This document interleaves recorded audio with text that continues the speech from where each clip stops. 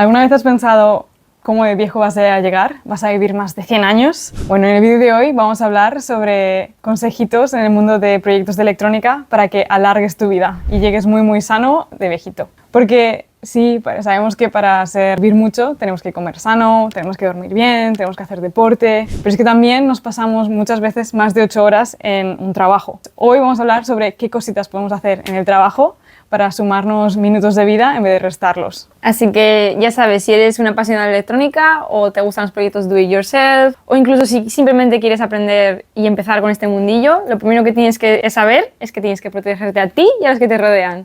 Así que hoy te vamos a traer consejitos de seguridad, así que quédate hasta el final del vídeo porque hay una cosa que yo creo que no os esperáis.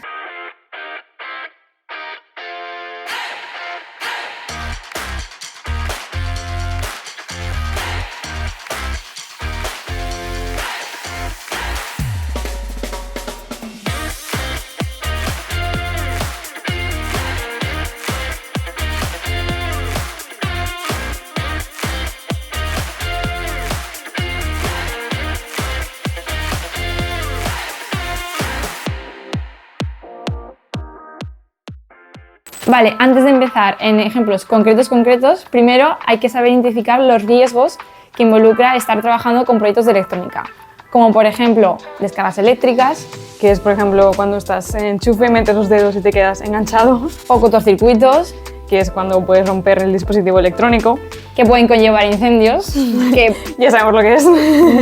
o incluso exposición a productos químicos. Y eso puede ser ya desde oler o incluso que lo toquemos con las manos y sea corrosivo o cualquier otro tipo de peligro con líquidos. Así que nada, ahora que sabemos qué riesgos podemos correr, vamos al primero de ellos. El primero de todos son los equipos de protección personal y estos son básicamente telas y cosas que te pones encima para protegerte, como por ejemplo la bata típica que se llena de virutas, de polvo, de pintura y también te protegen las telas tuyas de trabajo normal. Luego las siguientes serían por ejemplo las gafas y te protegen los ojos. Hay de muchas formas y diferentes protecciones que vale, sí se llenan de polvo, pero mejor que se llenen de polvo las gafas que tus ojos. Y luego también tenemos otros tipos que protegen, por ejemplo, las manos, como estos guantes que son enormes, pero son especiales para la temperatura, pero existen también otros que son más finos, pero te sirven para que no te cortes o para evitar clavarte astillas. Y luego otras cosas como, por ejemplo, la mascarilla.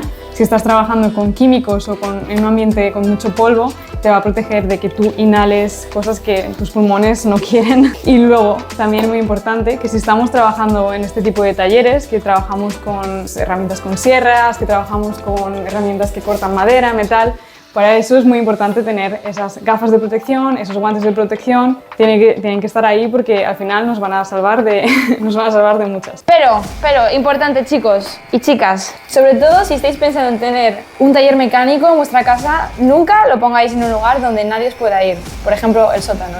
Os evitaréis molestar a los vecinos, sí, pero si os pasa algo, precisamente vuestros vecinos o quien sea que viva en la casa nunca se enterarán y puede haber graves accidentes. Siempre aseguraros de que si os pasa algo, alguien os pueda oír y os pueda ayudar. No sé si poner un botón o simplemente dejar la puerta abierta, pero no os escondáis, aunque haga ruido es por vuestra seguridad también, que si pasa algo, rápidamente os puedan ayudar. El siguiente consejo son las descargas eléctricas. Recordad que cuando queréis manipular un objeto electrónico, un dispositivo, tenéis que aseguraros de que no está conectado a la corriente eléctrica, porque tocarlo os puede dar calambrazos. Por ejemplo, esto pasa en nuestras casas. Cuando estéis cambiando la bombilla, siempre aseguraos de que habéis bajado los plomos y tenéis todo desconectado, porque si estáis encima de la escalera a altas alturas y con un garrampazo, os aseguráis un aterrizaje forzoso al suelo. Así que siempre bajar los plomos y desconectar las cosas antes de empezar a toquetear. Además, si estás haciendo tú un circuito eléctrico, asegúrate antes de soldar o hacer cualquier patch o lo que quieras, de quitar las baterías y apagar todo, porque si no también puedes destrozar no solo el dispositivo, quemar tus dedos, sino también igual bajas los plomos de la casa sin querer. El siguiente consejo es que mantengas el espacio de trabajo bien ventilado, o sea, tener ventilación en vuestra área de trabajo. Cuando estamos trabajando con productos electrónicos que involucran soldadura o productos químicos, liberan humos. Estos humos pueden ser tóxicos, por lo que es importante que mantengamos nuestra área bien ventilada para proteger nuestros pulmones de cosas como plomo o otros tóxicos. Un suscriptor nos lo puso, Prince Conner. Muchas gracias por el reminder y Y eso sí, cuando estéis soldando, recordar de tener siempre un ventilador. Este, por ejemplo, es el que tenemos nosotras. No es muy grande y hace un poco de ruido, sí, pero vale más la pena tener un poco de ruido que un olor que no huele a sano en nuestros pulmones.